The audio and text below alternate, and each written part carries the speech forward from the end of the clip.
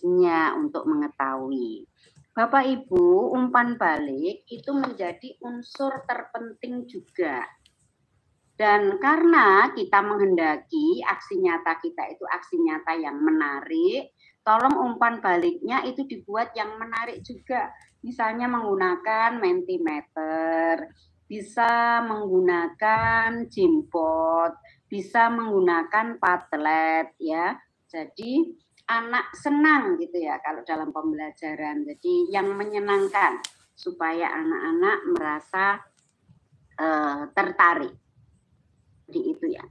Kemudian di sini ada yang digaris tebal, ini berarti harus diperhatikan.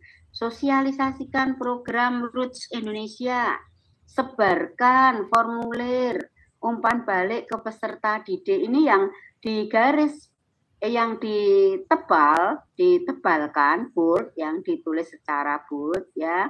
Unggah dokumen aksi nyata. Ini pasti ini merupakan sesuatu yang sangat diperhatikan. Ya. Kemudian yang ketiga perlu kita perhatikan supaya supaya karya kita itu diterima. Perhatikan ini, Bapak Ibu, ini juga saya ambil dari PMM Bapak Ibu. Saya khawatir kalau saya akan membuka langsung ini berkaitan dengan jaringan ya Bapak Ibu. Jadi ini tadi saya sudah secara berhati-hati saya ambil dari PMM semuanya ini ya. Jadi Bapak Ibu perhatikan tips agar lulus validasi aksi nyata.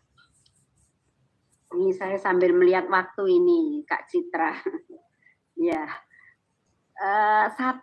Pastikan aksi nyata Anda tidak mengandung unsur plagiarisme. Ya. Jadi upayakan untuk tidak mencontek karya orang lain. Ya. Jadi hindari plagiarisme. Dulu awal-awal pengalaman di awal-awal banyak karya yang dikembalikan. Karena apa? Satu sekolah kadang-kadang hampir sama. Ada beberapa membuat sama gitu, kata-katanya juga sama, diksinya sama, kalimatnya sama, tanda bacanya sama, titik koma, titik dua sama persis. Akhirnya banyak yang dikembalikan. Ya, di sini dijelaskan kalau plagiarisme atau kemiripan dari sisi laporan, deskripsi, dan dari sisi laporan, deskripsi, dan refleksi dengan aksi nyata milik rekan guru lain. Kemudian kerjasama dengan rekan sejawat, itu sebetulnya boleh dilakukan, namun ceritakanlah apa yang Anda lakukan dan tuliskan refleksi pembelajaran secara personal. Jangan sampai sama antara guru yang satu dengan yang lainnya. Karena merupakan hal yang penting dalam pembelajaran. Ya. Kemudian yang kedua, pastikan aksi nyata Anda sesuai dengan panduan. Ya, tadi sudah saya sampaikan panduannya yang tertera pada tiap topik aksi nyata yang Anda pilih. Jadi setiap topik ada panduannya, tadi sudah saya sampaikan juga. Panduan tersebut bisa Anda lihat saat akan memilih topik aksi nyata. Klik baca rincian, maka panduan akan muncul. Jadi antara topik yang satu dengan yang lain, isi panduannya berbeda.